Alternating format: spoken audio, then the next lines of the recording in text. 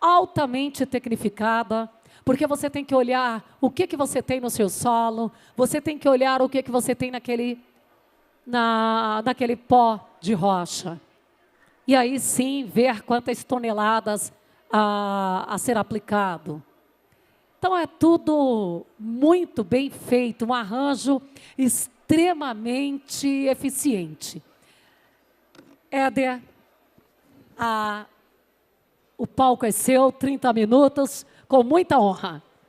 Obrigado, Fabélia. Obrigado, Fabélia, pela abertura. É um prazer a gente estar aqui, novamente, né, no Fórum Agricultura Sustentável. E é um prazer, né, a gente saber que a gente chega nesse fórum com uma adoção dessas práticas impressionante. A gente sabe hoje que esse tipo de abordagem é uma abordagem que a gente sabe que não tem mais volta, né? Então, o nosso tema, gente, vamos falar sobre os pós de rocha, os remineralizadores de solo.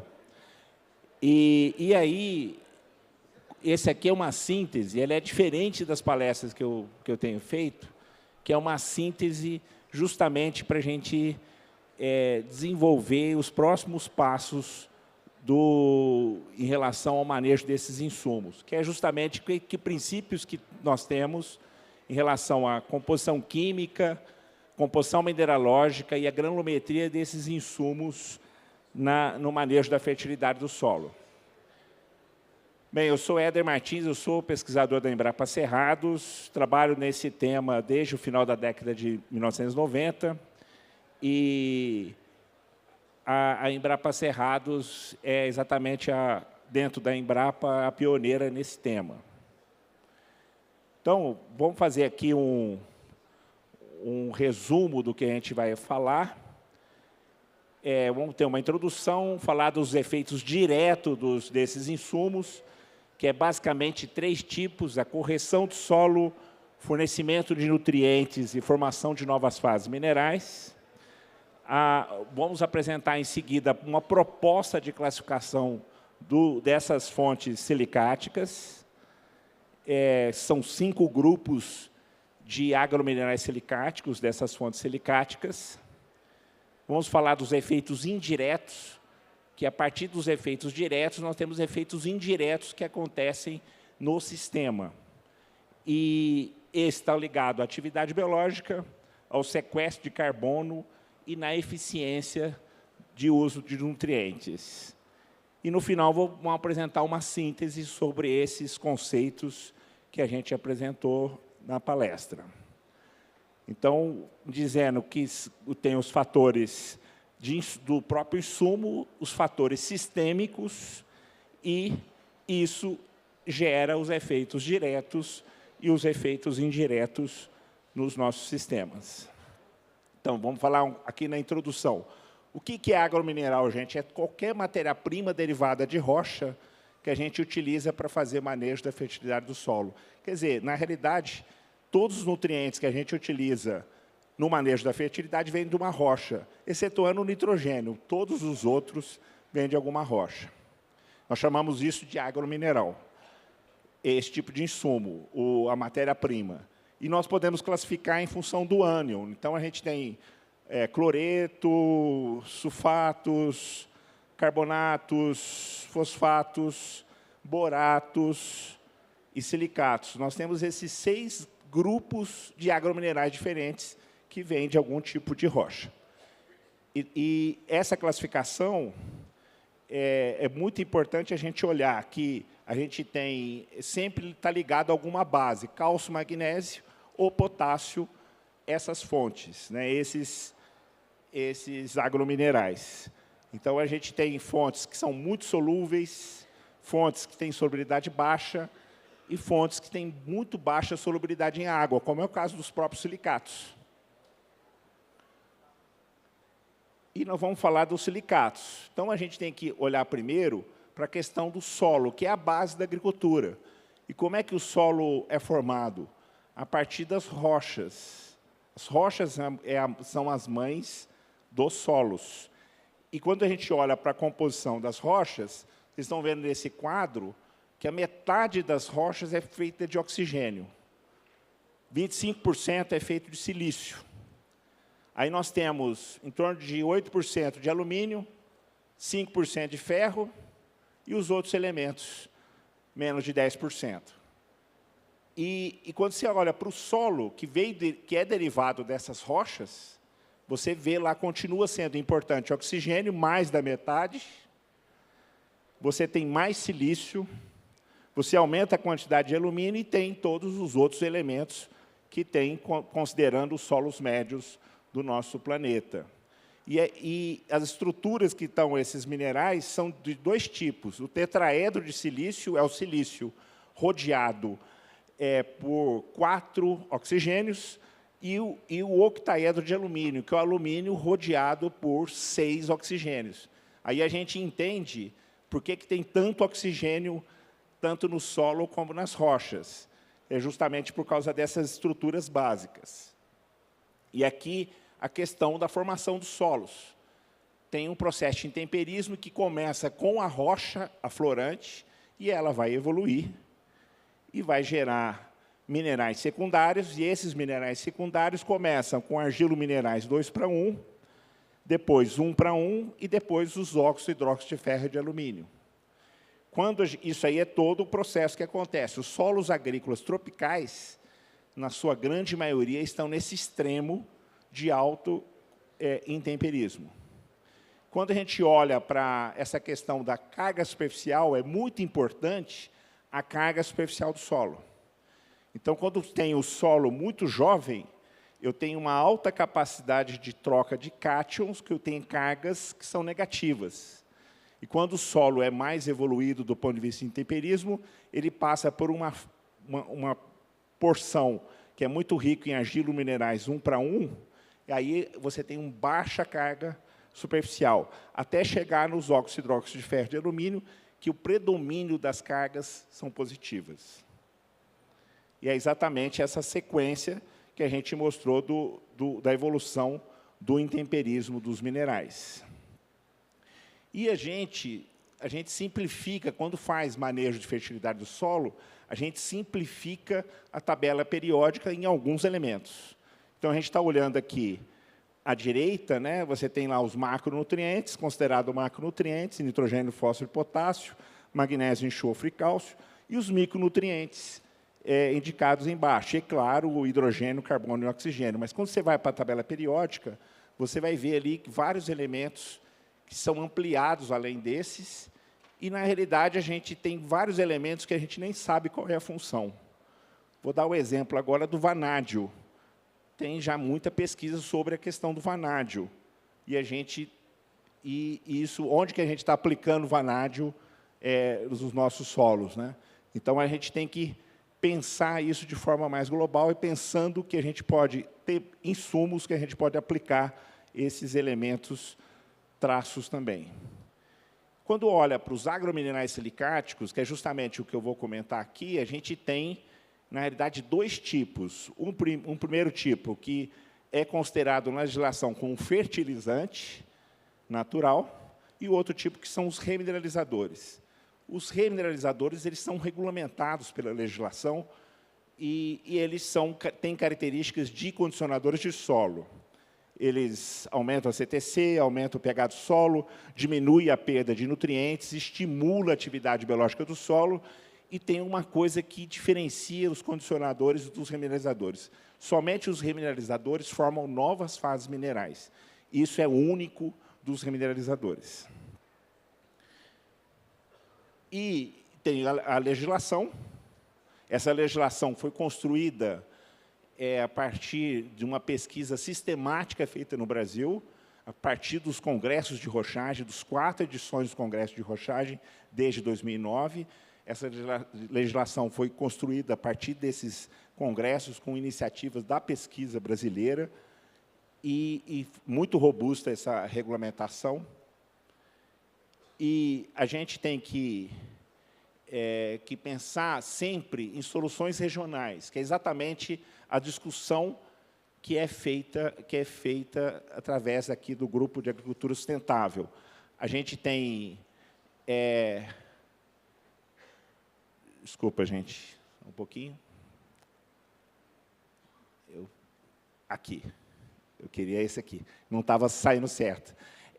Aqui a gente tem exatamente a busca de soluções regionais, de diminuir a dependência daquilo que a gente usa de fora da paisagem, né? Que é justamente o uso dos agrominerais regionais, os bioinsumos e o manejo, o próprio manejo, né? Que é feito pelo próprio agricultor. Isso que gera sustentabilidade. Bem, quais são os efeitos diretos dessas fontes silicatadas? Elas são exatamente esses 3 efeitos diretos: de correção do solo, de formação de novas fases minerais, de fornecimento de nutrientes. Ele não é apenas um efeito, ele tem esses 3 efeitos juntos. E ele pode ser simplificado por essa reação que está acima no slide. O mineral, ele reage no solo com a água e com a acidez do solo e com a atividade biológica. Vai gerar novas fases, vai liberar nutrientes e vai aumentar o pH do solo. E aí, gente, qual que é o conceito? Conforme você aplica essas fontes, e essas fontes vão gerar minerais novos, os minerais novos vão ficar estáveis no longo prazo, então, eu crio uma camada nova de solo. Na realidade, esse tipo de manejo cria um novo tipo de solo, com uma camada nova, com minerais novos. Esses minerais vão gerar o quê? Em solos tropicais, o que a gente demanda principalmente? É justamente a CTC, é essa camada que vai ficar na superfície, onde a gente já tem nos nossos solos, na maioria dos solos agrícolas, uma carga positiva elevada na camada subsuperficial, e a gente cria essa camada mais rica em carga negativa na superfície, na camada mais superficial. Aí a gente cria um solo mais equilibrado do ponto de vista de cargas e que a gente pode encher de nutrientes. Bem, como é que é a nossa proposta de classificação dos agrominerais silicáticos? São 5 tipos. Tem os ricos em cálcio e magnésio, os ricos em cálcio, os ricos em magnésio, os ricos em potássio e os ricos em cálcio, magnésio e potássio. São 5 grupos diferentes. E isso nós temos em grande abundância no Brasil. Então, a gente tem, quando a gente olha essa estabilidade dos minerais formadores de rocha, a gente vai ver aqui a composição, né? A gente olha aqui a composição, a primeira coisa que a gente observa é que esses minerais que são ricos em cálcio e magnésio são justamente esses minerais que são mais reativos quimicamente e biologicamente. E ele termina ali na biotita, né? Os outros são mais resistentes ao intemperismo, que não tem nem cálcio nem magnésio. Então, quando a gente olha, por exemplo, as rochas que são ricas em magnésio, principalmente dunitos e serpentinitos, as rochas ultramáficas alcalinas, que são ricas em cálcio, magnésio e potássio, como exemplos, né? A gente vê que essas rochas que são mais ricas em cálcio e magnésio, elas têm poder de neutralização elevado, como é o caso das rochas ultramáficas alcalinas e as rochas calcisilicáticas. Os basaltos, eles vêm em seguida com um poder de neutralização em torno de 30%. E as rochas ricas em potássio, como as ricas em biotita, flogopita, glauconita e rochas alcalinas, eles têm um poder de neutralização baixo. Por outro lado, ele fornece nutrientes e, eventualmente, gera CTC. Todos eles geram CTC de baixa cristalinidade e alguns geram minerais de alta cristalinidade, como vermiculitas e esmectitas, formando esses 3 efeitos que os remineralizadores fazem. Só que vocês podem observar que cada um gera efeitos distintos. Um com mais poder de neutralização, outro mais fornecendo mais nutrientes e o outro gerando mais ou menos CTC.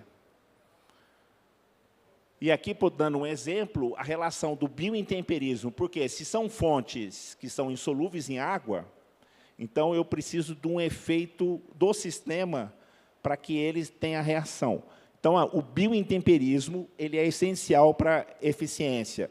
Então, aqui mostrando de uma rocha rica em biotita, acabou de ser publicado, né, saiu hoje a publicação, isso é da tese de doutorado que a gente orientou. A reação é a biotita se transformando em vermiculita, liberando potássio e alguns outros nutrientes, mas principalmente potássio. E aí a gente tem, quando está na fração menor que 53 micrômetros, eu tenho essa reta, que é a reta de cima. Quando eu tenho a de entre 300 micrômetros e 53 micrômetros, é essa reta paralela que está abaixo. E quando eu pego acima de 300 micrômetros, não tem formação de CTC. Então, aqui a gente já dá uma dica da granulometria. Ela tem que estar abaixo de 300 micrômetros, ou 0,3 milímetros, ou 50 mesh, para ser eficiente para esses minerais que são mais reativos. A gente tem fontes que, quando a gente faz incubação, como rochas ultramáficas alcalinas com soma de bases elevadas, que corrige o solo e eleva a saturação de base similar aos calcários, enquanto que eu tenho aqui rochas que fornecem nutrientes, mas não corrigem o solo, como é o caso de um biotita xisto. Então, a gente tem esse exemplo em solos diferentes, tendo o mesmo tipo de resposta. Então, eu tenho também as fontes de potássio. Nós estamos com uma crise do potássio, dos principais produtores de potássio, o cloreto de potássio, que está lá na Bielorrússia, Rússia, e a gente olha para a composição da crosta, e nós vemos aqui que o potássio é formado por esses minerais, né? 2/3 na forma de feldspato potássico, quase 1/3 na forma de micas, biotita e muscovita, e os outros. Dentro desses outros, a gente tem os sais, que a gente utiliza na agricultura, que é 0,001% da crosta. Na realidade, esses sais são muito raros. Nós temos que encontrar soluções nesses minerais silicáticos que compõem as principais rochas que a gente tem no nosso planeta. E quando a gente olha para a lista dos minerais formadores de rocha, ricos em potássio, todos têm eficiência para fornecer potássio, excetuando a muscovita. Todos os outros têm potencial de solubilizar maior do que o feldspato potássico. Então, esses minerais de potássio silicáticos, excetuando a muscovita e a ilita, têm potencial de disponibilizar potássio, desde que esteja na granulometria correta. E aí, gente, olha aqui, ó, esse conceito de reatividade. Nós criamos um conceito que tem 4 estágios de reatividade. O primeiro, alta reatividade química e biológica, alta reatividade biológica, baixa reatividade biológica e muito baixa reatividade biológica. Para a gente não dizer que é inerte, está no muito baixa reatividade biológica. Então, alta reatividade química e biológica significa o seguinte: eu coloco a fonte no solo ácido, ele já reage e muda as características do solo. Alta reatividade biológica, eu preciso da ação biológica, pode ser da ação das raízes, para ele poder ter efeito. E a baixa reatividade biológica, eu preciso ter processos de beneficiamento extremamente intensivos, que pode ser uma cominuição uma granulometria muito mais fina, ou algum tipo de ataque, pode ser biológico, para aumentar a eficiência dessas fontes. E quando olha lá para muito baixa reatividade biológica, esses são considerados a priori inertes. Nem sempre, porque o pessoal está falando que óxidos de titânio podem regular nitrogênio no solo, por exemplo. É uma descoberta recente. Dando exemplos, né? Por exemplo, eu tenho um exemplo aqui do agromineral silicático magnesiano, uma rocha que é um dunito, uma rocha ígnea magnesiana.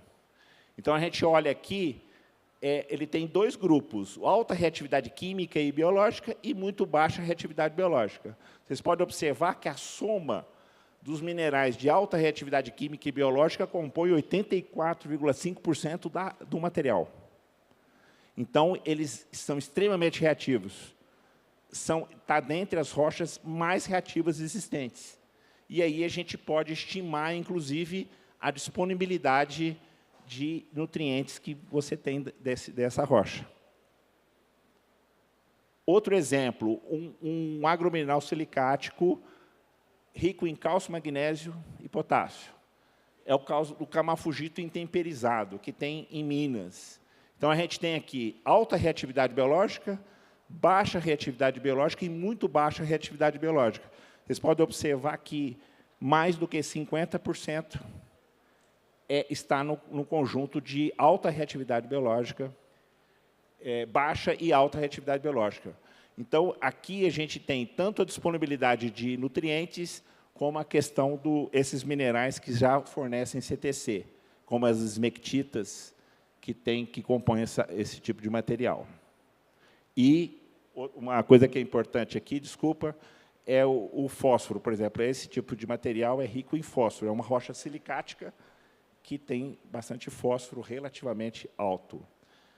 Um outro exemplo, que é o agromineral silicático cálcico, por exemplo, uma rocha calcisilicática, calcixistos.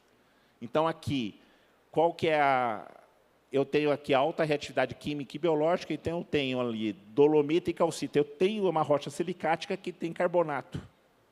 Então, ele também é muito rico em cálcio. Vocês podem observar que boa parte da soma de bases está na forma de cálcio ligado aos carbonatos. Depois eu tenho as biotitas, as apatitas na alta reatividade biológica. Aí eu tenho baixa reatividade biológica, minerais bem resistentes ao intemperismo, e, no final, aqueles que são considerados inertes ou de muito baixa reatividade biológica. Outro exemplo, os de agromineral silicático cálcio magnesiano, que são os basaltos, que são os mais abundantes que a gente tem no Brasil. Então, a gente tem grandes derrames em várias regiões no Brasil, e a gente pode observar aqui a fração que é de alta reatividade química e biológica, formando praticamente 45%, alta reatividade biológica, 36%. Então, se você somar esses dois, vai dar mais, em torno de 80% da rocha que é altamente reativa.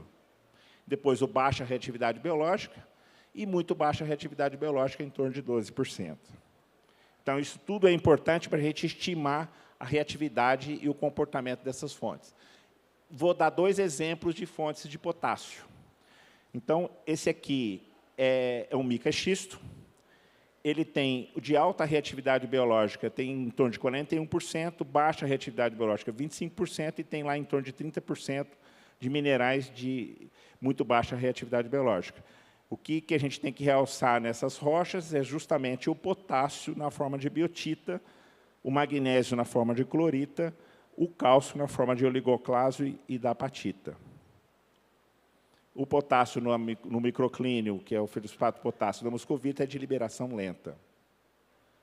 Aqui a gente tem o fonolito, que é uma outra rocha, no caso ígnea, que é uma rocha que é rica em potássio, e é uma rocha onde tem minerais de alta reatividade biológica, mas vocês podem observar que é apenas 10%, alta reatividade química e biológica, e na alta reatividade biológica eu tenho lá 8,4%, e baixa reatividade biológica, 77%. Por que é importante isso aqui? Não tem lá o que são os inertes, né? Mas tem aqui uma grande proporção de potássio na forma de feldespato potássico. Então, os produtos que são gerados desse tipo de mineral têm que ser extremamente finos para serem eficientes. Tanto é que os produtos que são ricos nesses minerais são produzidos com granulometria 200 mesh, abaixo de 0,075 milímetros, né? É bastante, 75 micrômetros, é bastante fino para justamente ser eficiente. Bem, efeitos indiretos. Quais são os efeitos? O aumento da atividade biológica das raízes, que a gente já enxerga isso em várias situações, que o agricultor observa isso no campo, que é o aumento da atividade das raízes. Isso é geral. Outro efeito indireto é o potencial de sequestro de carbono. Então, a gente tem vários trabalhos sendo feitos, inclusive no Brasil, mostrando o potencial de sequestrar carbono. Também é a mesma reação, o potencial de pegar o CO2 que tem na atmosfera e transformar, especialmente, em bicarbonato em bicarbonato. E isso, você sequestrar carbono. E a outra possibilidade, o que é importante dizer, que o Brasil é o que tem a matriz energética mais limpa entre os países com potencial para sequestrar carbono, e, portanto, ele se destaca comparado em relação aos outros países que podem usar essas fontes. A gente levanta uma hipótese de que a formação de minerais novos pode sequestrar carbono na forma de matéria orgânica, estabilizar carbono na forma de matéria orgânica a partir dos minerais novos. E a matéria orgânica se associa a essas novas fases minerais e estabiliza o carbono. Especialmente em solos arenosos, isso pode ter um potencial realmente incrível, e a gente precisa medir isso a partir da pesquisa. Nós temos o trabalho mostrando que essas fontes são fontes de nutrientes, e você pode aumentar o efeito de eficiência nutricional, mesmo não tendo o nutriente no remineralizador, como é o caso do nitrogênio. Eu aumento a eficiência de uso de nitrogênio, não tem nitrogênio na fonte. E aumento o efeito da absorção do fósforo também. A interação do remineralizador, especialmente com atividade biológica, aumenta a eficiência de uso desses nutrientes. Então, os remineralizadores de solos, eles são insumos multifuncionais. Eles funcionam como condicionadores de solo e corretivo do solo, eles fornecem nutrientes e eles formam novas fases minerais. Essas três propriedades são multifuncionais. A gente tem, olhando para a remineralização, nós temos os fatores do próprio insumo, que é a composição química, a composição mineralógica e a granulometria, como eu comentei com vocês. Os fatores integrados com os fatores sistêmicos, quais são os fatores sistêmicos? O solo, o clima e o manejo. Esses dois grupos de fatores, em conjunto, geram os efeitos diretos, que são justamente formação de novas fases, fornecimento de nutrientes e correção do solo. E esses efeitos diretos geram os efeitos indiretos, que é incrementar a atividade biológica do solo, sequestrar carbono e aumentar a eficiência de uso de nutrientes. É isso, gente. Estou à disposição.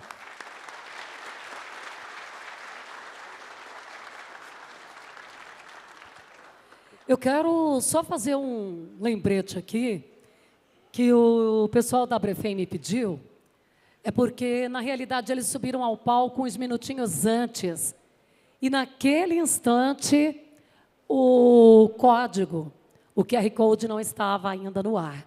Então, se vocês quiserem baixar a revista, já está no ar, o panfleto está dentro da sacola de vocês. Vamos dar a sequência, mas, antes um pouquinho, quero chamar o Altivo. Ele tem 1 minuto aqui. Por favor, Altivo. Já vocês vão entender aqui uma homenagem. Oi? Pode ligar esse? Oi? Oi, pode ligar esse microfone aqui também, por favor? Oi? Altivo? Boa tarde a todos. Eu gostaria de agradecer ao gás, especialmente ao Roger Vian, que me proporcionou esse momento. A oportunidade é poder agradecer o senhor mestre. Em nome dos agricultores anônimos deste imenso país, estou aqui para agradecer, reconhecer a sua trajetória e suas entregas. Quando o senhor apresentou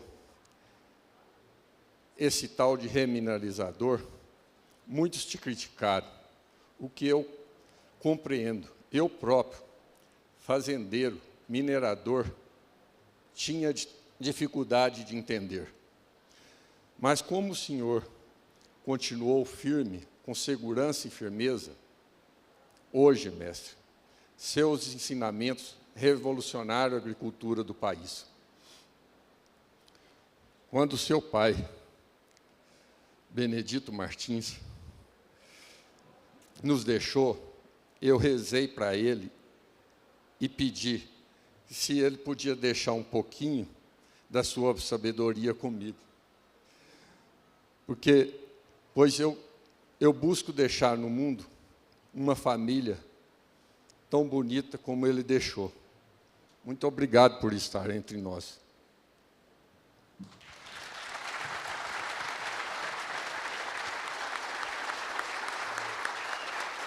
Eduardo, vem aqui, Eduardo.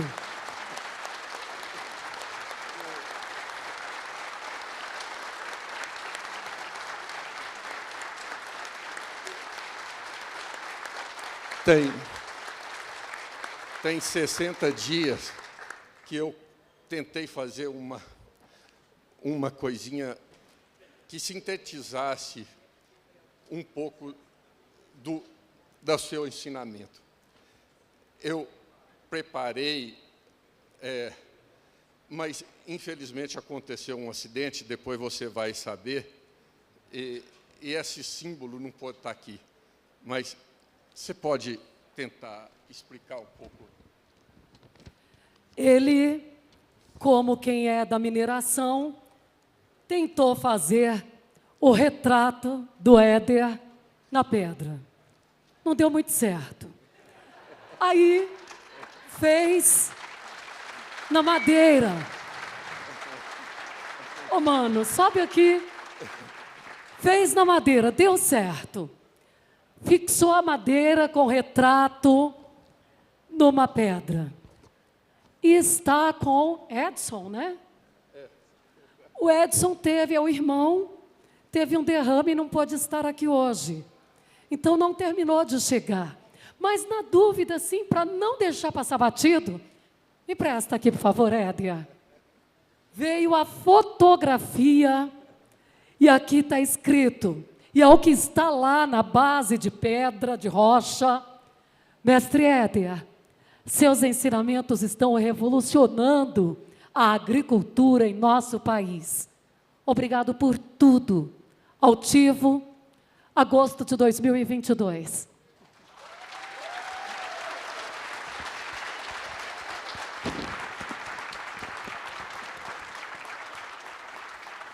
Se alguém tem dúvida, o Eduardo é irmão.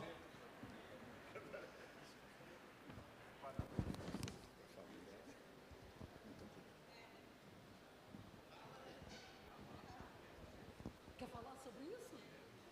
Não, eu não tenho palavras, gente. Eu só tenho que agradecer por estar aqui participando disso. Obrigado.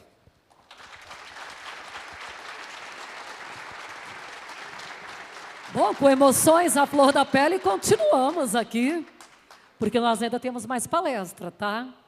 Agora nós vamos convidar o Luiz Pradella e vamos falar sobre como construir a fertilidade em solos na agricultura e solos tropicais na agricultura sustentável.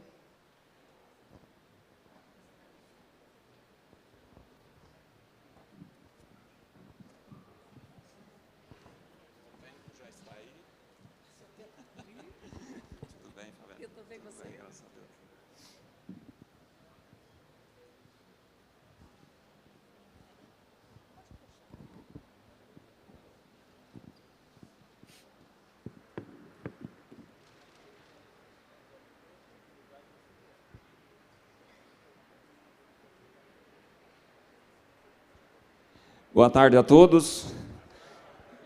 Se aclimatizando um pouquinho aqui com os equipamentos aqui, né, que a gente veio lá do Cabo da Enxada, essas tecnologias aqui às vezes apertam um pouco. Bom, cadê o nosso presidente? Rogério Vian.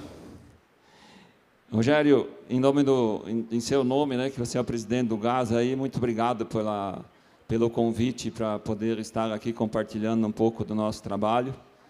Eu estarei aqui falando pelos produtores do oeste da Bahia, o que nós fizemos lá, e, portanto, vou falar um pouco em nome da associação, da AIBA, que é a Associação de Produtores e Irrigantes da Bahia, que tem um trabalho bastante intenso na região oeste da Bahia, desde nos 3 pilares, né, econômico, socioambiental e também da conservação.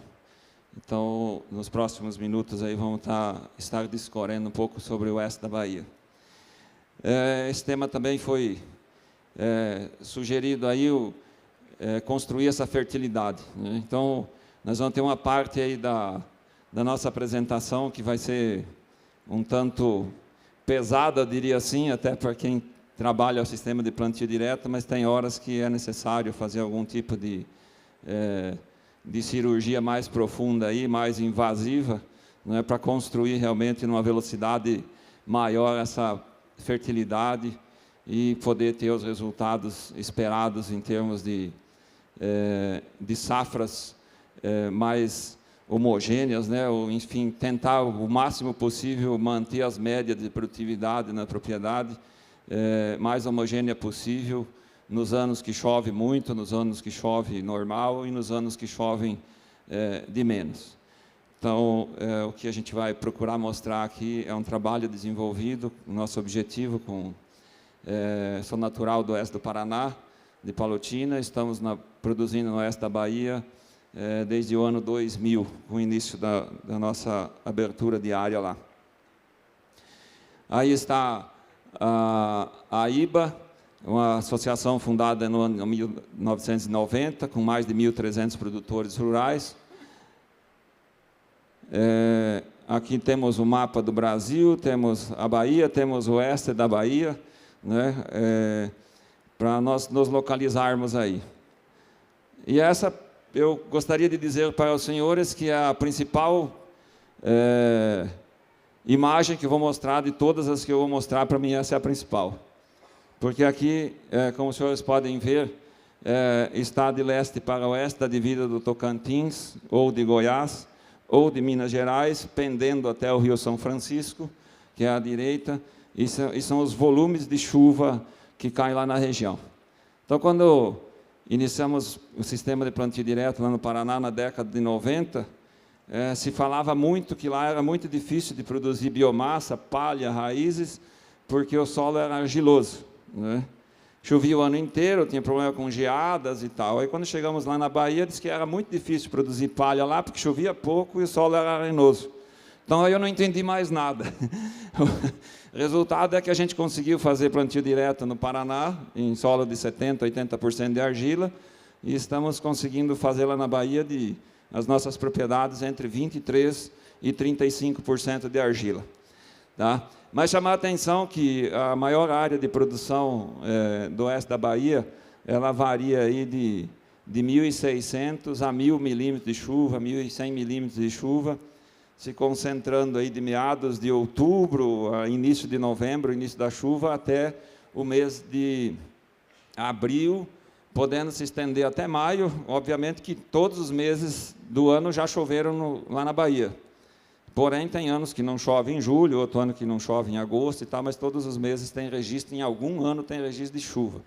Mas esse é o período de chuva. Então, em questão aí de 150 dias, no máximo 180 dias, tem que se fazer tudo o que se pretende fazer com esse volume de água lá. Então, o trabalho que vem a seguir, de perfil de solo, do que se busca lá em termos de perfil, que o Mato Piba, de maneira geral, hoje tem esse trabalho bastante focado em perfil de solo, correção em profundidade, é em busca de armazenamento de água, de infiltração de água, para que as lavouras possam produzir neste ambiente. Ou seja, tem que produzir ambiente para isso. Aqui um pouquinho do sequestro de carbono, né, com aumento de matéria orgânica. Tem uma continha, esse material aí está lá no gás, com certeza vai ficar lá, não vou perder muito tempo aqui fazendo continha, mas o importante é que, se fizermos um trabalho bem feito com rotação de cultura, conseguimos aumentar a matéria orgânica no solo, né, em 13 anos aí de SPD, em 0,8% a matéria orgânica, né, sequestrando carbono. Essa produção aí, ela equivale à queima de 25 mil litros de óleo diesel por um motor, né, ou seja, ela equivale a 2.600 litros de óleo diesel por ano de queima, esse sequestro de carbono. Enquanto a produção lá acontece com 32 a 40 litros de óleo diesel por ano para produzir soja ou milho, para as operações dentro da propriedade com o sistema de plantio direto. Nós vamos viajar um pouquinho e falar de vários assuntos aqui, e um deles é do tráfego controlado, que está aqui o John Landers, inclusive, que me incentivou muito a trabalhar nisso, né, John?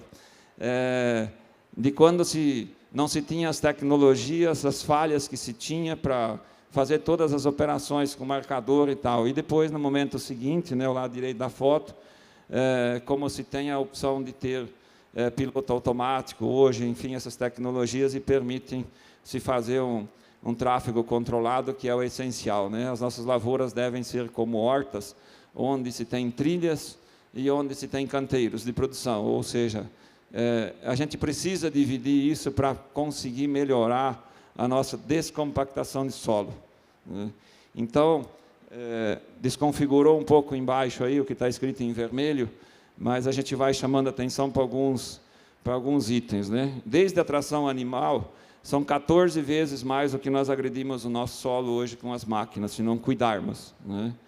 Podemos otimizar isso com DGPS, mas lembrar que 85% de uma compactação de solo, ela acontece na primeira passada aí. Então, se as manobras dentro da lavoura não forem planejadas, de trator, de plantio, de pulverização, colheita, e principalmente as famosas bazucas, né, as carretas graneleiras, que se fica, às vezes, passeando dentro da lavoura, não esquecer que todo o rastro que ela passar ali, eventual, ela está compactando ali 85% do que pode acontecer de compactação no solo. Então, organizar estas manobras, com certeza, vai ser muito importante, né? E no tráfego controlado, a questão da compactação abaixo de 30 centímetros, tem que medir isso, né? A erosão nas trilhas, mesmo no tráfego controlado, é algo que tem que ser considerado em terras não planas, né? Onde o produtor muitas vezes faz o trabalho morro abaixo para poder ter uma linha reta e ganhar na operação, mas nem sempre esse ganho é pleno. Ele pode ser adotado gradual, né, na compra das máquinas, porque isso é um múltiplo das faixas de operação. E assim, a questão da quebra de paradigma, né, porque é normal a gente achar que é difícil treinar a equipe para dizer aonde vai começar uma pulverização e a vida inteira começar lá. E nós conseguimos fazer isso há 18 anos, pulverizando exatamente no mesmo lugar, né? Ou seja, o pulverizador sempre vai entrar no talhão naquele lugar e vai sair exatamente naquele lugar e vai parar para abastecer naquele lugar onde está pré-definido. Há 18 anos isso vem acontecendo. E é possível porque se cobra, porque se incentiva, porque a pessoa tem que saber por que ela está fazendo aquilo. A nossa galinha dos ovos de ouro lá para a produção de biomassa é isso aí. É milho com braquiária, né? Então, na Bahia não tem duas safras de sequeiro, ou você tem milho, ou tem soja, ou tem algodão para quem produz algodão. No nosso caso, soja e milho. Então, nós temos aí trabalhos com espaçamentos de 1 metro. A lavoura padrão é 50 centímetros. Medimos biomassa e medimos também a produtividade de milho. E muitas vezes nós corremos atrás do ótimo, né? E não conseguimos o ótimo e acabamos por complicar o bom também, né? A diferença de produtividade é muito pequena quando se aumenta o espaçamento. E às vezes o solo está ali muito carente, como a gente falava no café aí, de fazer uma palhada, e nós perdemos a oportunidade de fazer uma boa palhada, um bom consórcio, porque queremos plantar um milho no espaçamento mais reduzido, de 45, 50 centímetros, ou talvez até um pouco mais, e perdemos essa oportunidade ímpar de aproveitar essa água para fazer as duas coisas, né? Fazer a rotação e fazer o consórcio. Aí as questões das adaptações que faltam para as máquinas, muitas vezes, para poder atingir com que esse trator, essa bazuca, utilize o mesmo rastro da colheitadeira. Aqui é o pulverizador que está lá há 18 anos, com 60 metros de barra, que trafega exatamente no mesmo local. Ele foi produzido por nós, numa oficina lá no Paraná. E aí é onde a gente fala das trilhas e dos canteiros, onde ele passa. Então, nós temos mais dificuldade hoje para chegar na lavoura com o pipa d'água para abastecer o pulverizador do que andar na lavoura aplicando. Por quê? Porque o solo, naquele local, é uma estrada de pulverização. Nosso manejo com rolo destoroador, após as dessecações daquele manejo do consórcio de milho com braquiária, com rolo destoroador. Aqui é um plantio pós-soja, que acontece com capim Miyagi, né, que é um pânico, e nós vamos ver arrancando aí esse capim aí num vídeo, a quantidade de raízes e a condição que fica esse solo, que aí nesse local aí 35 de argila, e se consegue tirar solo tranquilamente com a mão. E aí ao lado, né, a raiz, e aquela leiva é a que caiu ali agora na hora que puxou. Então a condição que esse solo vai ficar, em cima desse capim aí, a maior produtividade de soja que nós alcançamos até hoje. Aqui é no pós-soja dessa última safra, é uma sequência de fotos aqui. É o rolo faca. Esse capim aí pegou aí coisa de 90, 100 milímetros de chuva só depois da implantação dele. Nós rolamos e deixamos ele rebrotar. E nessa rebrota, estamos bastante surpresos, né, porque praticamente 150 dias sem chuva, e o capim está lá, né? Aqui está com 9, com 14 dias. Outra foto. Enfim, o capim está verde em condições de a gente fazer a dessecação dele. E aqui é outra opção que não é nossa, é de área de colegas nossos, que fizeram sorgo no espaçamento mais largo, né, e colocaram braquiária brisanta, de preferência, no meio desse sorgo, para fazer a cobertura desse solo. Isso aconteceu também aí com 100, 150, algumas regiões com até 200 milímetros de chuva, sorgo que produziu até 80 sacas por hectare, em safrinha após a soja. Então, as oportunidades elas vão surgindo a partir do momento que nós temos aí a possibilidade de ter um solo mais corrigido, de ter um perfil de solo mais aprofundado. Até que vocês pensam nessa foto, eu gostaria de chamar a Maria Helena aqui. Desculpa, a Valesca, que é da comunicação, né?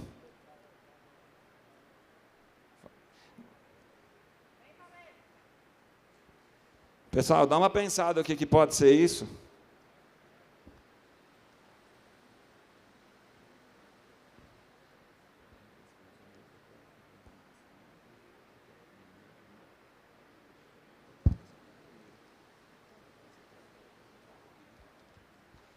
Pessoal, aqui é para a gente ver a questão, isso aqui é início da chuva, mês de novembro, né? As áreas que foram... Só um pouquinho, Valesca, deixa eu concluir aqui. Tem um probleminha técnico aí, mas vamos consertar já.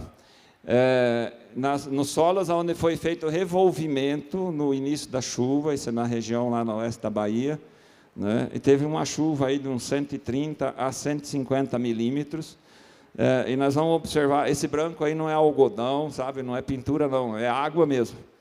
E onde não foi feito o revolvimento de solo, não tem água, o solo conseguiu absorver aquele pancadão de chuva. Então, mostrando aí que muitas vezes o produtor compra novas alternativas de máquina, né? Não quero dizer que nunca vai precisar utilizar isso, mas em muitos dos casos é isso que acontece, né? Aquilo que é feito para talvez corrigir um problema acaba criando um belo de um problema.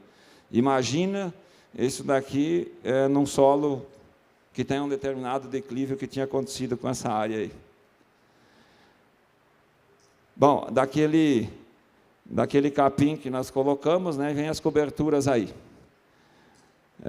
Essa máquina, a gente fez uma série de adaptações nela, aumentando o volume de sementes.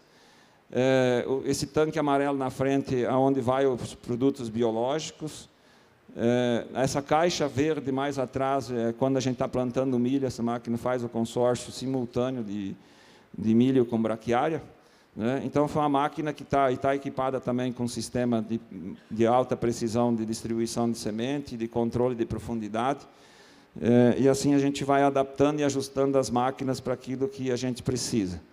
Que uma tecnologia que nós desenvolvemos, né? Meu pai nos ensinou isso aí na década de 70 ainda, que onde a soja crescia muito não funcionava, ou seja, não produzia. E, nesse caso, aí, a gente passou a fazer uma poda mecânica que colocou no bolso qualquer outro tipo de poda química que a gente testou. E é um equipamento desenvolvido por nós lá na propriedade para ajustar isso aí. Se a soja vegeta muito, a gente corta ela. Aqui só é mais lenta para ver o corte. Tá? Cobertura na soja já bem mais adiantada. A colheita. Nos períodos de chuva, essas primeiras sojas, né, sofrem muito com a questão da compactação, se começa a forçar a barra para poder entrar na lavoura. Então, nesse caso, a gente preferiu colocar esteira na máquina, que ela compacta 1/5 do que compacta o pneu, e poder ter um tráfego de máquina, uma entrada mais rápida na lavoura. Pode deixar mesmo aí.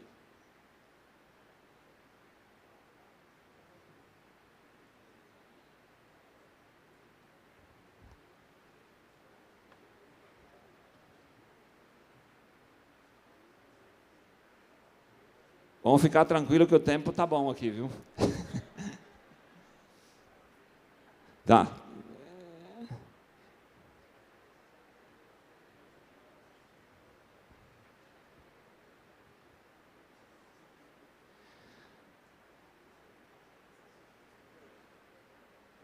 Pronto, isso aí.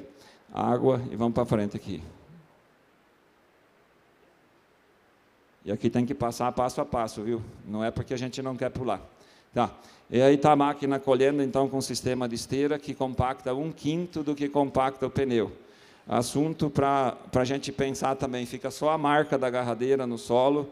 É impressionante como o sistema realmente funciona. Essa máquina carregada pesa mais de 30 toneladas e você consegue executar um plantio logo após a colheita aí, sem nenhum problema de compactação.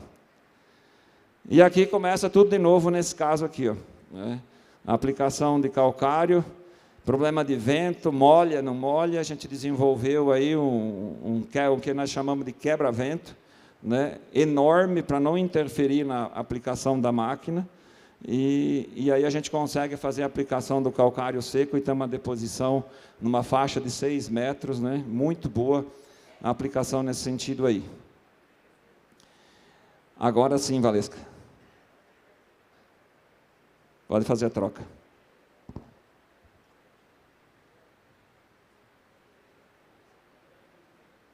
Você pode trocar? Já trocou? Então vamos lá. Então volta para o começo para mim, fazendo um favor.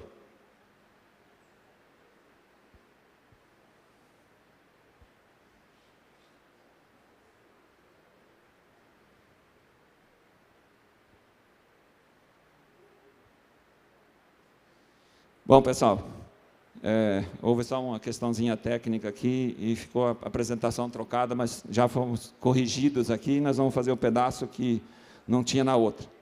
Joia? Então, aqui, a construção da fertilidade, né? Daí, quando eu falei que, no início, nós tínhamos aí uma necessidade às vezes, de fazer alguma interferência maior. Aqui é uma abertura de área, né, a construção do zero. Então, para quem não gosta de mexer no solo, que eu sou uma dessas pessoas, e a gente utiliza esse equipamento somente nesses casos aí, né? Fora isso, já entra o sistema de plantio direto, como a gente vai ver aqui mesmo nas imagens, aqui a sequência. Então, vamos lá. Um sistema de gradiação, né, para romper o solo, enfim, cortar as raízes, né, fazer, se fosse uma pastagem também não seria diferente. A grade de 38 polegadas para fazer esse corte. Realmente faz um revolvimento, arrebenta com uns tocos, enfim, faz o trabalho que tem que ser feito. Na sequência, viemos aí com 2 mãos de calcário, trabalhando com 6,5 toneladas de calcário dolomítico e 6,5 de calcítico. O calcítico é filler.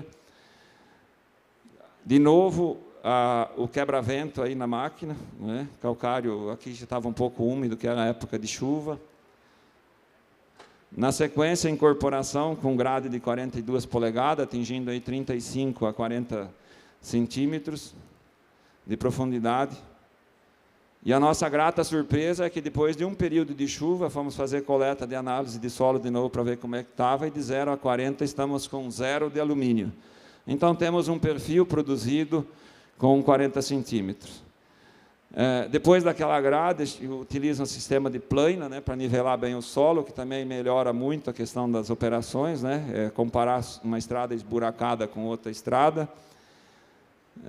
Aí o funcionamento, e aí o plantio de Braquiária rosiziensis ou de capim Miyagi para fazer a cobertura logo de começo, porque aqui acabou as operações de solo, pessoal. Aquela pegada pesada que a gente deu ali atrás, já se foi o tempo dela.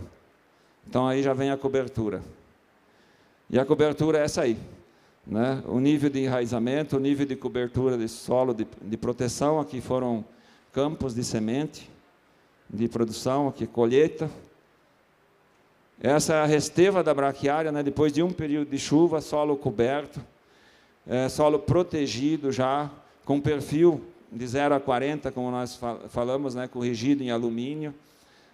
pH acima de 6, já de cara para entrar com a cultura da soja aqui no próximo ano. E, de novo, mais uma recalagem aqui de 3 toneladas para fechar a conta aqui e começar um plantio bem feito, né? Então, é um investimento alto, mas é o que a região oeste da Bahia tem se dedicado muito a fazer trabalho como este, parecido com estes, e os senhores viram esse ano aí um vídeo, inclusive, que rodou, de uma produtividade de soja de acima de 80 sacas de soja por hectare, certo? Era um trabalho similar a este num vizinho dessa propriedade que fez lá, que resolveu plantar soja no primeiro ano. Então, os trabalhos, aqui a repetição do que nós tínhamos, vamos ver se tem mais alguma coisa aqui, mas é o que tem entregado realmente, aqui veio as fotos agora. Então, aqui nós temos aqui voltar. Depois daquela correção de solo, né, essa área aqui é uma área que tem 18 anos de plantio direto, capim Miyagi, última chuva lá em meados de maio, 10, 12 milímetros, né, ali está 17, mas era de 10 a 17, então você vê que nós estamos indo aí para 150 dias sem chuva. O da esquerda, ele está secando mesmo, né, que é o marandu. Já nós fizemos uma dessecação numa condição de uma decumbens aí no dia 20/8, em condição normal de dessecação. E estamos prevendo esta dessecação aqui para o dia 20/9, né, com 150 dias sem chuva. Isso tudo é fruto do trabalho de perfil de solo, de correção de aumento de matéria orgânica, né, que essas áreas aqui, originalmente, eram de 1,5% de matéria orgânica. E hoje, elas estão rodando a casa dos 3%. Mas a correção de perfil de solo é o que está permitindo produzir aquele sorgo que eu mostrei, com pouca chuva, fazer essa produção de biomassa, enfim, fazer atividades praticamente o ano todo de produção, né, ou se fosse aqui uma integração lavoura-pecuária, que não é o nosso caso, o capim rebrotando nessa condição aí. E aqui volta as mesmas que estavam antes, né? Então, eu fico por aqui. Ainda sobramos uns minutos aí para nós trocar umas ideias, né, Fabélia? Mas agradeço aí mais uma vez a oportunidade dos senhores e me coloco à disposição. Então, você pode continuar por aqui.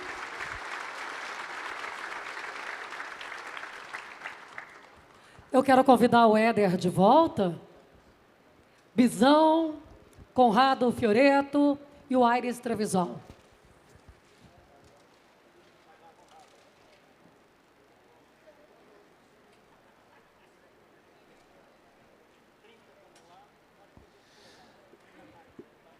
E agradeço aí a comissão aí por entender aí o nosso pequeno equívoco que houve da apresentação, mas conseguimos adaptar aí. Obrigado, hein? Eu não vi o Bisão aqui, ele está aí mesmo? Em silêncio? Porque o Bisão chegar e não fazer a chegada dele não está normal.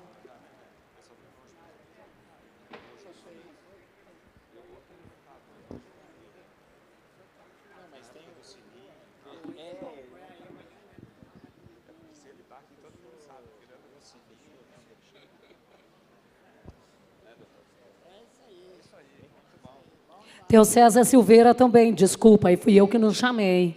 César Silveira é o mediador nosso aqui. Professor, perdão.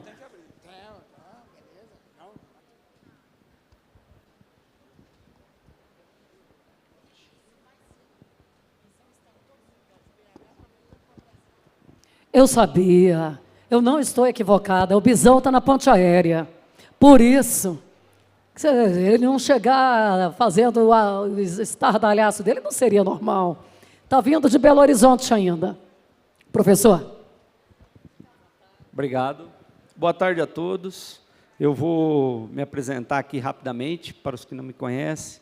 Eu sou o professor César, sou da Unesp de Jaboticabal, sou docente do Colégio Técnico Agrícola, e há 4 anos e meio aí venho trabalhando com os remineralizadores, né, por meio de experimentos em campo e também em experimentos para validação e eficiência agronômica desses produtos para registro no mapa. Fico muito lisonjeado por receber esse convite aqui do GAAS, tá? Em nome aí do Rogério Vian, presidente, ao qual eu cumprimento os demais membros, e agradecer a essa participação para estar moderando aqui esse debate com essas feras aqui, né, desse questionamento hoje sobre aí a formação e o manejo da fertilidade dos solos tropicais, né? Essa palavra a gente não pode deixar de esquecer dela, porque nós somos aí formados, né, numa cartilha que vem muito da condição de climas temperados, né? E realmente, como professor, eu vejo que nós precisamos implantar algumas mudanças nesse meio, né?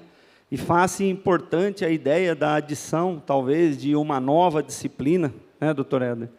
A gente já está até conversando sobre isso. Eu tenho uns amigos no Confe-Acreia e também no CREA, do lado da cadeira da agronomia. Por lá eles estão aí bastante contentes e são solícitos a essa nossa solicitação, porque está mudando, né? O jeito de se produzir, o jeito de se conduzir a agricultura nossa, podemos chamar de nova agricultura, sem desprezar tudo aquilo que já foi feito e obtido, né? Hoje nós somos os maiores produtores disso e daquilo.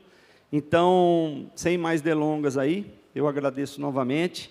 E eu vou passar a palavra aqui para o pessoal, para que eles possam, né, traçar os comentários a respeito do que foi falado aqui. E depois a gente faz um rápido questionamento aí para eles. Tá bom? Então, o senhor Luiz Pradella, por favor. Bom, eu gostaria só de complementar aqui algumas coisas que estão fora da apresentação, que a gente vem iniciando lá, a atividade na questão do pó de rocha a base de potássio, né, da qual a gente está iniciando aí uns trabalhos numa mina no município de Riachão das Neves, né, na mina Riacho do Pintor, é uma iniciativa de um docente, inclusive, né, o professor Ricardo, que nos acompanha lá, e abrimos uma empresa para isso. Lá em 2009 começamos a conversar, se não me engano, ali por 2018 criamos a empresa, 2019 o projeto começou a rodar mais e a gente já começa a ter os resultados aí dos primeiros testes feitos, né? E agora com a licença definitiva já de operação, a gente aumenta a capacidade de produção, ainda principalmente para atender os sócios, né, do negócio, mas na sequência para a abertura. Esse produto ele está bastante baseado, e gostei das palavras do professor Éder, tem algo que nos deixa muito animados, que é a questão da vermiculita, vi aí de novo a questão da granulometria, a importância que é, esse material lá é um material bastante leve, né? Então, nesse caso aí, buscando essa formação dessa nova camada de solo, esse produto vai ter um atendimento bastante interessante, né? Nós tivemos aí a grata satisfação de testar ele em área nova, indo numa abertura de área não nossa, indo na contramão praticamente do biológico e tal, e na área nova ele entregou um resultado de 160 pontos de potássio dele contra 180 de KCl, entregou mais soja, né? Então, impressionante isso. Foi feito o trabalho com Piatã no primeiro ano, e no segundo ano voltou a plantar sem adubo ali. Então, já tem uma atividade aí, né? Então, a região é muito rica nisso, nesse tipo de material, e essa empresa está focada em descobrir, em primeira mão, essa questão de manutenção dos veranicos, que é o nosso grande problema lá, e, num segundo momento, realmente atender a questão do potássio, de fósforo, cálcio e magnésio. Obrigado. Muito bem. Seu Aires, por favor, suas observações aí. Boa tarde a todos. É uma satisfação estar aqui, agradecer o GAS pela essa oportunidade. E, primeiramente, eu quero me apresentar, porque o que eu vou falar aqui tem palavras aqui que vai chocar muita gente, que vai chamar a atenção pela experiência de 41 anos de pesquisa que nós temos. Eu, com a idade que eu tenho, de 7 anos para cá, nunca parei de estudar. Tenho formação em todas as áreas, tanto a área ciência agronômica, ambiental, fitoterapia, e atualmente eu e a minha esposa estamos cursando em Miami, nos Estados Unidos, doutorado em medicina. E tudo isso, somos pecuarista e agricultor, e 41 anos de pesquisa. E eu quero entregar aqui para o Dr. Éder um presente para ele, que vem de encontro ao que você falou, que nós temos que trabalhar os micro-organismos da região tropical, que esses micro-organismos é diferente que a região temperada. A região temperada, ele fica ativo praticamente o ano todo, só paralisa um pouco a atividade no tempo quando esfria muito. O nosso inverna, ele inverna igual o urso polar, tá? Ele fica invernado nesse período seco e só volta quando vier a umidade. Então, eu vou entregar aqui ao Éder esses 2 saquinhos aqui, ó. Esse aqui é de árvores e café. Aqui tem os micro-organismos invernados. Esse aqui é para soja e milho, que são micro-organismos diferentes por cada atividade, cada produção que nós temos em nosso solo. Se ele é perene ou anual, e depende do tipo, é bem diferente os micro-organismos que agem na rizosfera das plantas, certo? O que atua no algodão, nem sempre é o que atua na braquiária, na soja, e assim por diante. E nós temos pesquisa nisso. Inclusive, a gente já fez uma apresentação, até o irmão do Éder, o Eduardo, lá em Rio Verde, apresentou lá alguma experiência que nós temos, bem sucedida. Tá? Depois a gente cumprimenta mais. Obrigado, Aires, pelas amostras de micro-organismos. Vamos fazer bem bom proveito deles, viu? Mas o que eu poderia complementar em relação ao que a gente já falou na apresentação é que esse tipo de tecnologia, né, como a gente mostrou na palestra, ela é dependente de vários fatores. Então, é muito bom ouvir o Pradella falar da experiência deles em relação ao uso dessa fonte regional, né, que é rica em micas, né, e que tem potencial de fornecer de potássio e também gerar CTC, né, e mostrando já o resultado positivo, né, mas justamente usando o manejo intensivo biológico para poder ter esse tipo de retorno, inclusive entregando mais soja do que no manejo convencional. Então, isso nós temos cada vez mais exemplos de casos, né, que acontece exatamente isso, ou você mantém a produtividade ou aumenta a produtividade, né, desde que faça esses manejos que são intensivos do ponto de vista biológico, né. Nós estamos o que eu queria complementar agora é que nós temos diversos desafios, não são desafios simples, mas nós temos todas as ferramentas à nossa disposição. A gente vê todas as palestras mostrando a importância, né, do desenvolvimento de manejos cada vez mais conservativos, cada vez mais intensivos do ponto de vista biológico e com o potencial da gente realmente criar solos novos em ambientes tropicais, onde aumenta a resiliência, aumenta a eficiência de uso dos recursos naturais, não só aqueles que a gente já utiliza normalmente, né?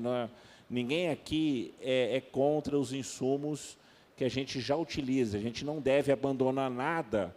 No novo paradigma, a gente acrescenta novas ferramentas e não retira as ferramentas que a gente já tinha disponível, né? Então, a gente, na realidade, melhora, o objetivo é sempre melhorar o processo e aumentar a sustentabilidade, né? Justamente com essa finalidade, né? Agora, nós temos desafios, esses desafios estão relacionados com os estudos regionais. Nós temos que, uma vez que esses manejos são regionais, essas fontes são regionais, os bioinsumos que são eficientes são regionais. Então, a gente precisa, exatamente como esses aqui que o Aires nos presenteou, né? A gente precisa realmente estudar, fazer estudos em rede, mas sempre olhando regionalmente as soluções. Obrigado. Obrigado, doutor Éder.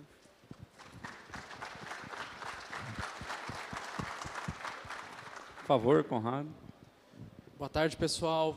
Prazer enorme estar aqui. Deixa eu me apresentar. Meu nome é Conrado Fiorito, sou diretor técnico da Labor Solo. Vim de Londrina, foi uma longa caminhada até chegar aqui.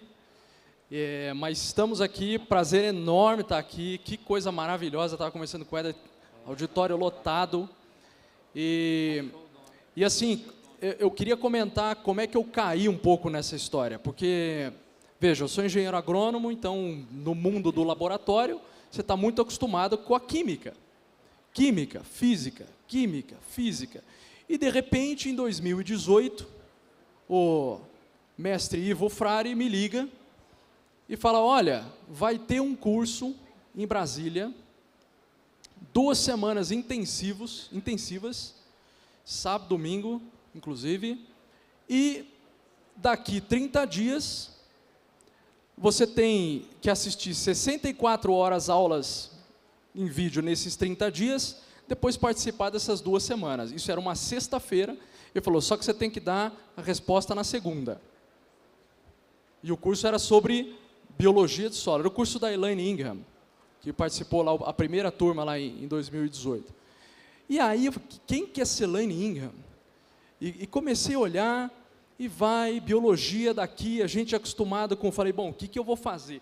Final de semana, passei procurando vídeo dessa mulher, né? Passei procurando vídeo. Encontrei um monte de... E cada vídeo que eu via de uma palestra dela, eu me impressionava cada vez mais. Falei, meu Deus, como é que ninguém viu isso antes?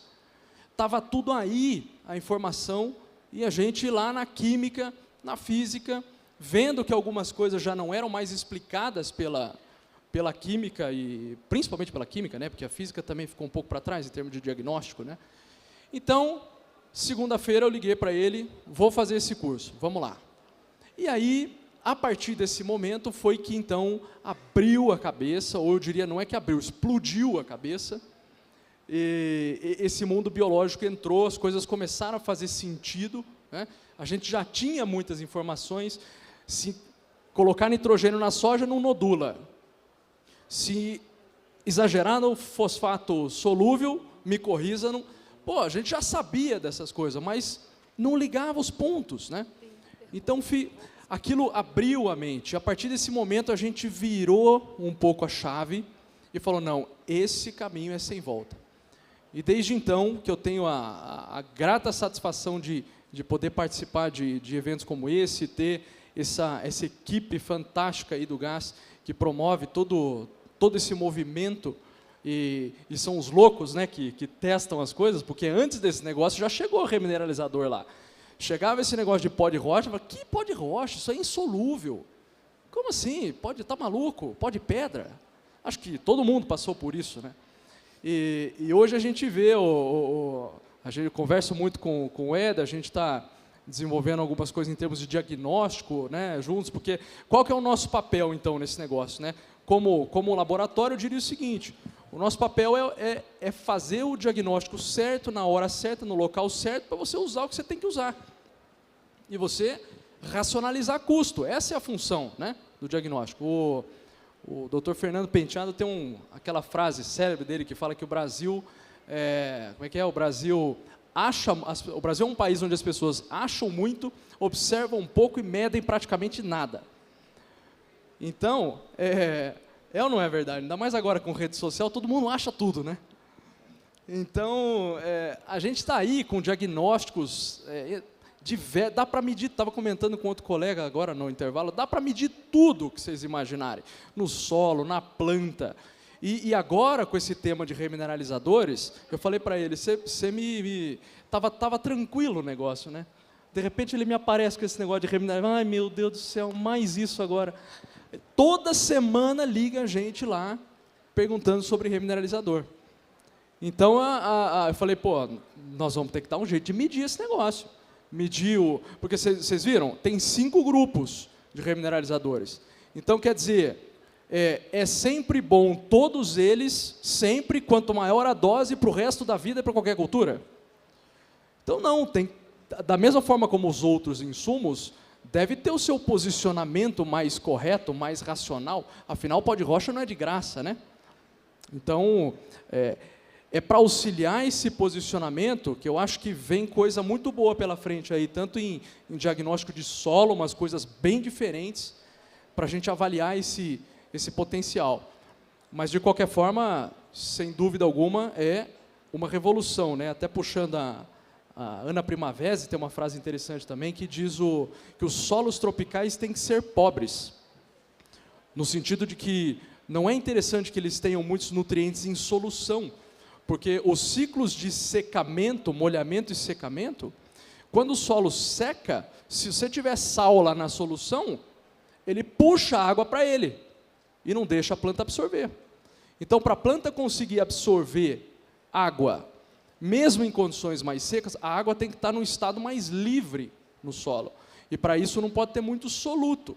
Então, nada melhor do que fornecer esses nutrientes meio a conta-gotas, vamos dizer assim, seja na forma orgânica ou na forma de minerais não tão solúveis, né? De forma que você tenha a biologia fazendo essa ponte, né? E de quebra gerando essa nova fase mineral, que isso aí também é uma novidade para nós agrônomos, que mineralogia passa longe, né? No dicionário do agrônomo, né? Então, só tenho a agradecer, achei o painel fantástico, parabéns aos dois, fantástico trabalho do Pradella também lá na Bahia, você vê que o calcário ainda está vivo, né? Apesar de tudo, o calcário, querendo ou não, ele é um pó de rocha também, né? Enquanto o KCl tem uma solubilidade, vocês terem ideia, de 300 gramas por litro aproximadamente, então em 1 litro de água, você consegue solubilizar uns 300 gramas de KCl, o calcário você consegue solubilizar 14 miligramas, por exemplo. Ou seja, é insolúvel, né? Parabéns, obrigado, estou adorando participar. Ok, nós temos uma pergunta aqui, Altivo.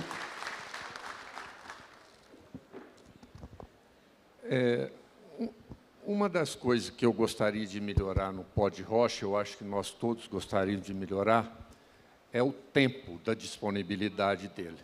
Isso me preocupa muito, porque no Brasil o dinheiro custa muito caro e a maior parte dos agricultores não tem dinheiro de sobra para ficar investindo em um produto que vai demorar um pouco mais, que não é um adubo solúvel em água que colocou e está disponível. Então, eu procuro disponibilizar o pó de rocha mais.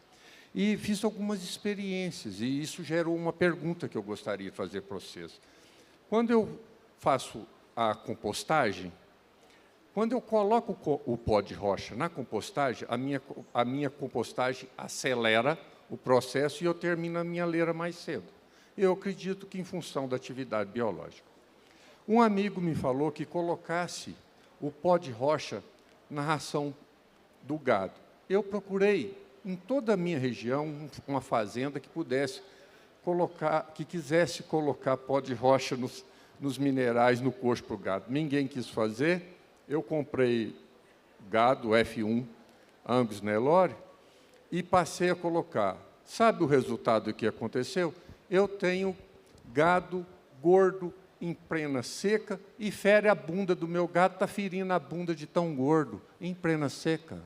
Não? Bom, eu não acho que é só isso, porque meus pastos são muito bem tratados, talvez a atividade, o rumen deles está com melhor atividade, a bosta está bem diminuída, eu não consigo encontrar as fibras, elas estão bem diminuídas. Bom, o que é a minha pergunta? Será que não está na hora de nós utilizar os estômagos, ou melhor, a moela das aves para intemperizar as rochas? Será que nós não precisamos? Quantas granjas nós temos? O frango tem a moela, aquilo é um britador de graça. Será que nós não podíamos estudar um pouco mais de interperismo do pó de rocha via sistema gástrico dos nossos animais? Essa é a pergunta. Quem quer falar? Meu amigo, deixa eu responder para você. Desde 2013 que eu coloco o pó de rocha no coxo dos gado, lá em casa. Tá?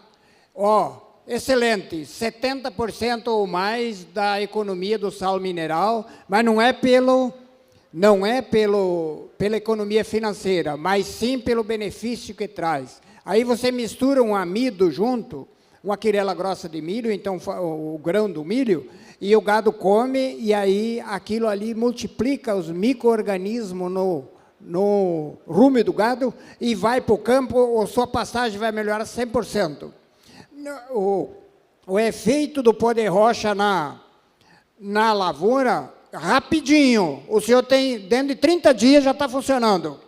Eu fiz a minha experiência, planta, veja como eu planto. Eu coloco 300 quilos de pó de rocha na linha da soja e do milho.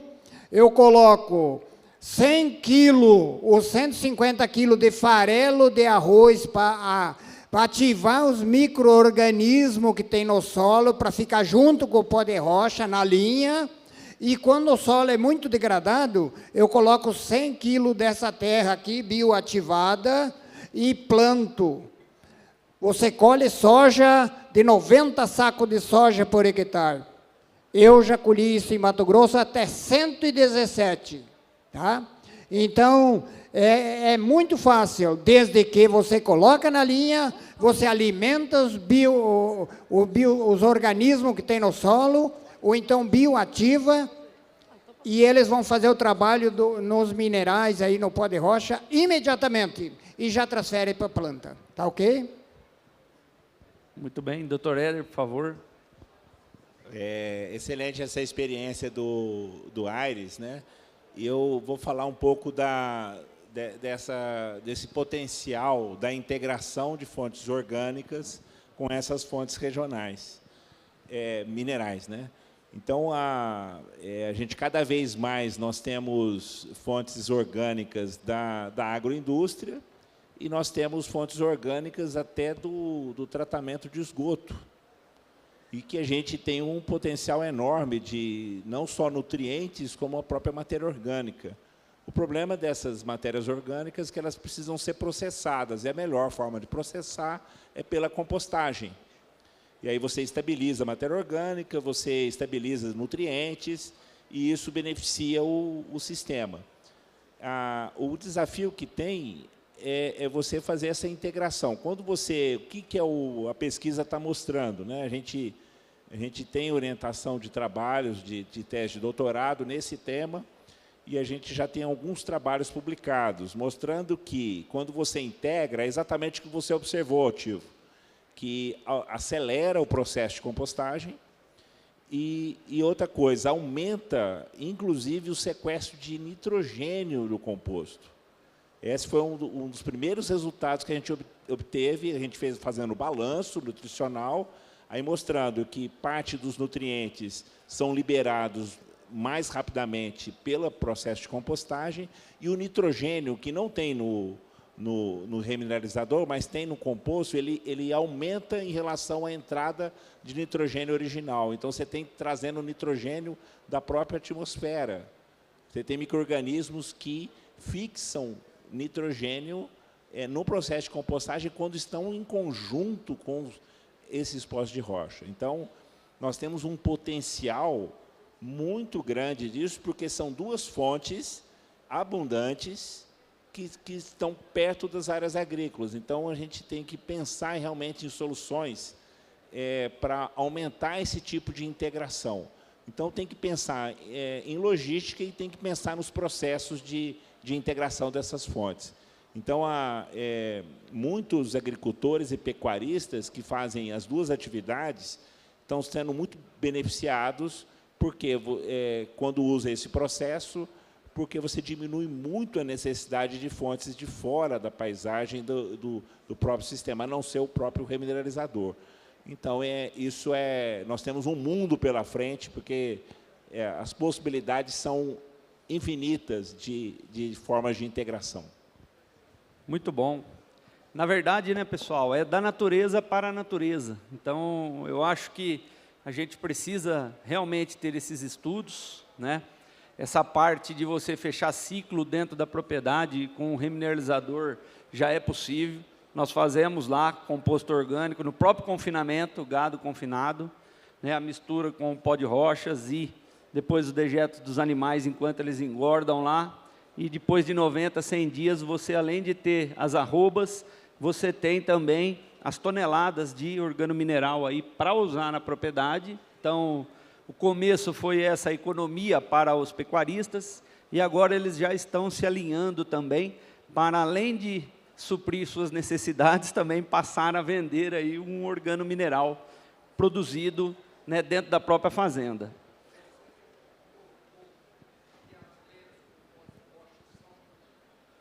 Sim, como o Dr. Éder explicou aqui, tanto para a cama de frango, quanto para o resíduo da pecuária, do animal, do bovino, você consegue diminuir esse tempo lá para nós, aí, com 90 dias a gente consegue ter um bom composto.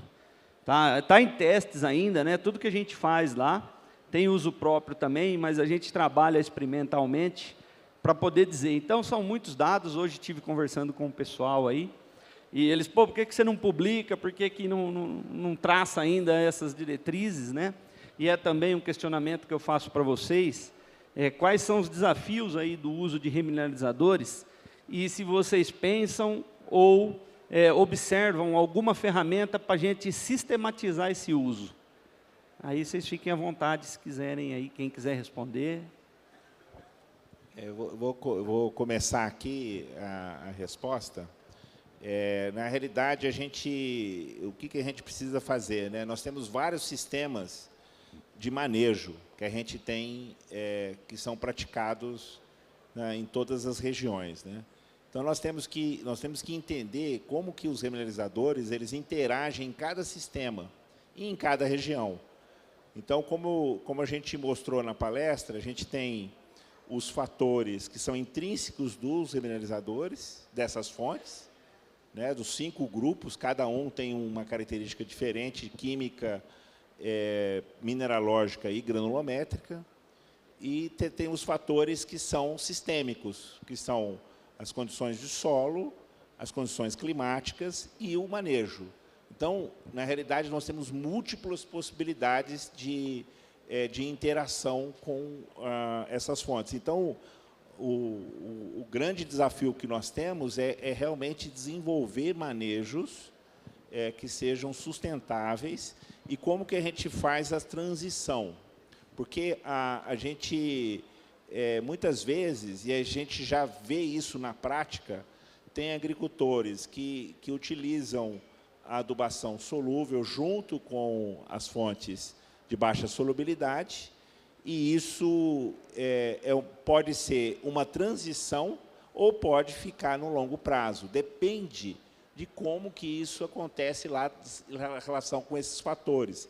Então, nós precisamos estudar isso em cada tipo de sistema, em cada região, em cada tipo de solo, como que a gente pode interagir essas diversas fontes regionais e desenvolver na agricultura. Então, é um desafio grande de pesquisa, é um desafio grande de estudo de longo prazo, porque essas pesquisas são de longo prazo. Nós temos que pensar não só, como a gente mostrou lá, a gente não é só como fonte de nutriente, mas aumentar a eficiência de uso de nutrientes, potencial de sequestrar carbono, aumentar o potencial de sequestrar carbono, e aumentar e contribuir com a atividade biológica. Então, a gente tem um mundo pela frente em relação ao desenvolvimento dessas fontes. Perfeito. E não falamos ainda do silício, né? Mas eu vou deixar para uma outra oportunidade. Gente, então, parabeniza aqui aos membros da mesa, aos palestrantes, Sr. Luiz Pradella, Dr. Éder, parabéns pelas palestras aí. Dr. Éder, obrigado aí, é um orientador, né? Então, eu entrei no processo aí junto com o Bisão, com uma empresa da região, e depois tive contato com o Dr. Éder.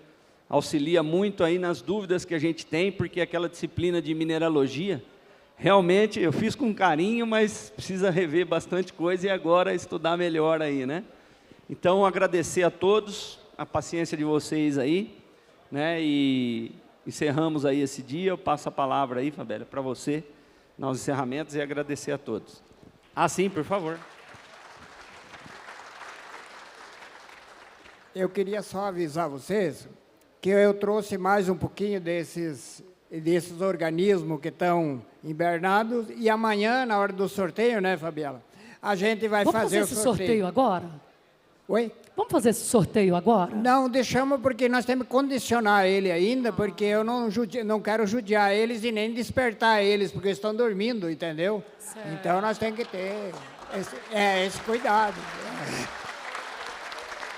Aí o pessoal vai ter um motivo para vir, e acordar cedo aí. Obrigado, pessoal. Eu quero... Olha, não saia daí, porque tem um presente já para a gente sortear. Daniela tem um recadinho. Dani, por favor.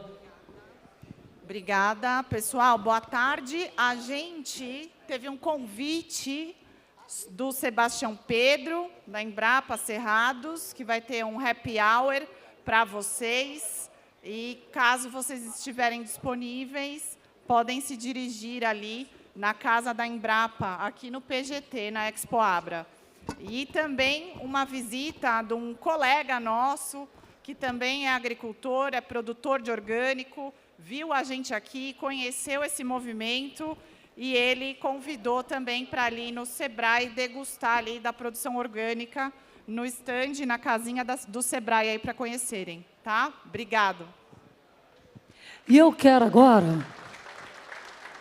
Vamos fazer um sorteio bem rapidinho. Me diz o número de 1 a 310, qualquer número. 310. 210? Que nome que é o 210? Deixa eu ver, que eu acho que eu tenho essa lista aqui, não tenho? Ah, se está aqui, está mais fácil. Martim Vilmar Germendorf. Está aqui? Tá. Então, já vem aqui buscar. É só um? É um presente só que a gente tem, né? Um kit. Tem mais? Então, me dê um número também. O senhor? É aqui atrás. Número 2? A 22.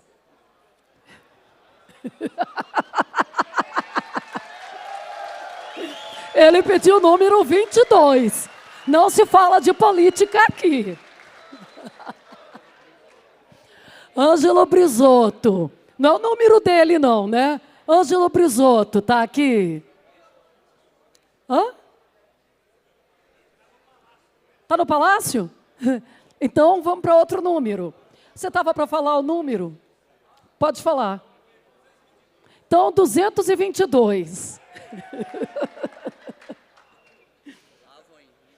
Olavo Henrique Silva Vieira. Tá aqui? Não. Então, cadê as meninas? Fala um número. Você? 24. 224. Ah, o Olavo está aqui. O Olavo só demorou para chegar. 224. Ó, uma menina. Olívia Joellen Costa Brito. Olívia, tá por aqui? Já vamos, tem mais aí que a gente já vai sorteando. Para a gente ir bem rapidinho. Dá o número. Número 300. A Olívia está aqui? Está aqui a Olívia. Vitor de Araújo Almeida. Vitor? Venha, por favor. Mais 2 brindes.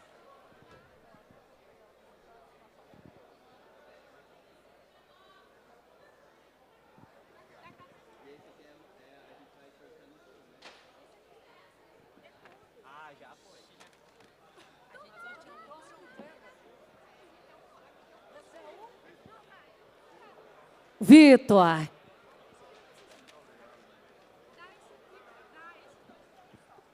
Então, quem mais vai me dar um número aqui? Número 7.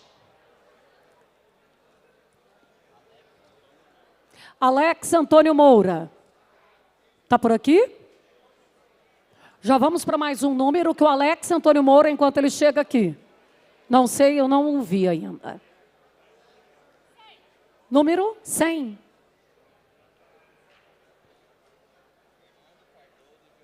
Fernando Cardoso de Oliveira.